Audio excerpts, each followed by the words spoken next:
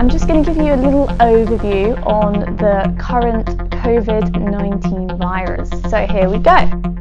Firstly, I'm going to talk to you about the epidemiology of this virus. We all know that the virus originated from Wuhan, China, in its wet market. Within these wet markets, lots of species of animals that are normally not seen together in the wild are kept together in close proximity.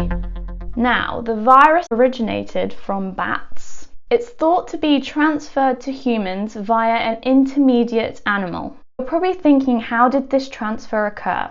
Well, a natural thing that happens in viruses is mutation. Now, the mutation rate depends on how stable a virus is. So what's thought to have happened here is within the bat, the virus mutated. So we've got our little mutation here in yellow. Now, this allowed the virus to jump from the bat to an intermediate species of animal, which is thought to be this little guy here, but they're not 100% sure yet.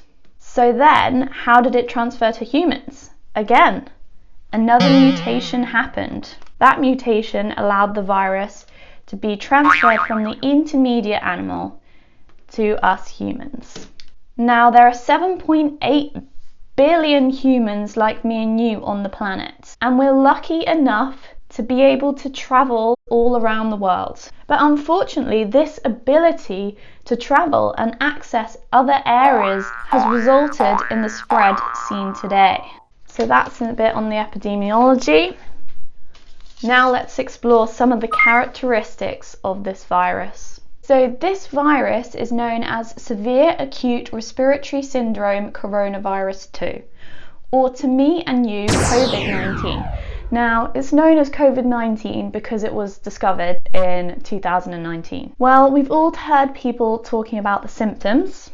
Now, these are fever, tiredness, dry cough, and difficulty breathing. So what is the reproductive ratio of this virus? Just to explain what the reproductive ratio means, it's the degree of spreadability. So for one person that's infected, how many other people are expected to be infected by that infected person? So it's thought that for every one person who has the virus, they will infect around 2 to 3 people. So for flu, every person that has the virus is in fact thought to infect about 1.2 people. So the degree of spreadability is higher in this virus. If you continue drawing this web of people, you'll start to understand why the virus has spread so quickly and why the peak is so drastic. Because there is such an increase in exponential growth seen in COVID-19, this just highlights the need for the procedures put in place, such as social distancing and lockdown. Next, I'm going to talk about the series interval. Now, you're probably wondering what the series interval is. Series interval is the time between the infector displaying symptoms to the infectee displaying symptoms. The shorter this interval, the more severe the virus. Series interval for COVID-19 is thought to be between 5 and 7.5 days. The series interval for flu, on the other hand, is 2.5 days. So we've got our primary case here. He gets infected, and within 5 to 7.5 days, he starts displaying symptoms. And then he goes around coughing and spluttering. He infects our next person. This next person is walking around, and within 5 to 7 days, he starts to display symptoms. And he starts coughing and spluttering. So there you go, it's that period in between there. Okay, so as previously explained, we've got a really bad reproductive ratio in relation to flu. But there are some cons. We've got a really good series interval in relation to flu. So there are 2 main methods of viral transmission. One that we've probably all heard of by now is through droplets. This is why it's so important to make sure that when you do cough or sneeze, you do it into a tissue You get rid of the tissue, preferably by throwing it down the toilet and flushing it away, and then straight away you wash your hands. The second method, which is currently under investigation, is fecal-oral contamination. All the more reason to wash your hands once you go to the toilet. So there are a few groups of people who are classed as high risk. This means that they're more likely to have severe complications. So included in this group are people who are over 65, have lung disease, heart conditions, are pregnant, have diabetes, and who are immunocompromised. So we've just covered some key characteristics about the virus. Now I want to move on to my little web of infection. So this little diagram here represents you folks and your families. I am just going to add some of our high risk people.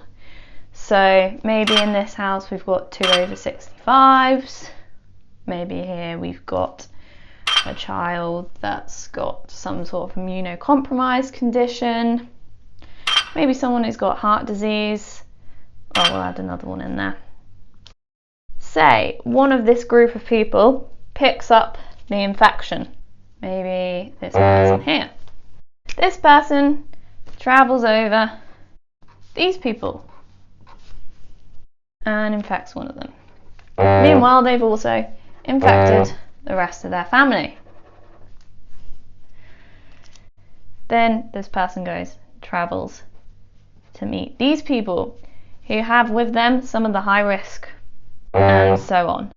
Eventually, everyone ends up getting infected.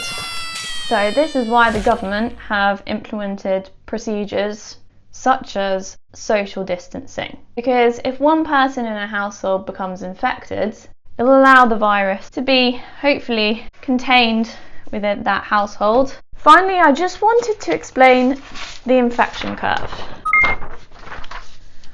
So on this diagram, we've got the number of cases up the side here and the time frame. This is our hospital capacity. Now, we're always going to have a baseline of incoming patients, just the constant flow that we can't get rid of.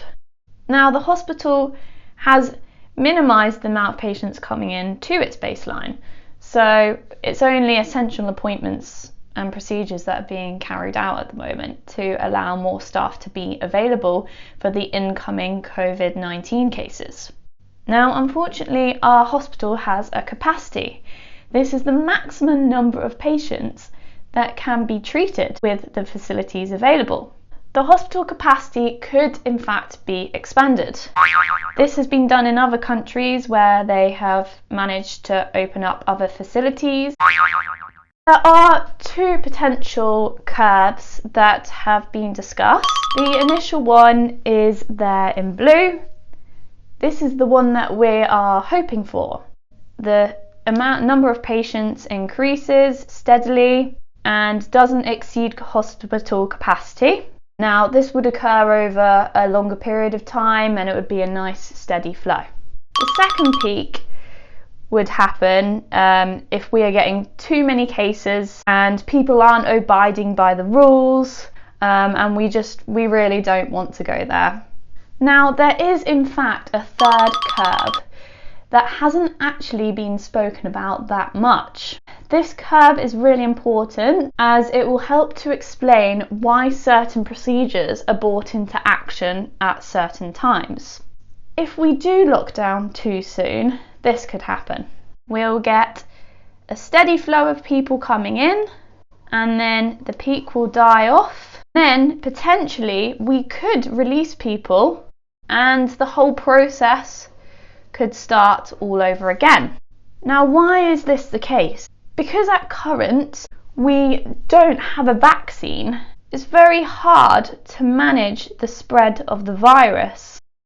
So in nature, without the vaccine, a certain amount of us would get this virus and we would create our own source of herd immunity. If we don't have a vaccine and we don't allow herd immunity to occur, we could in fact create this process that's seen in the green.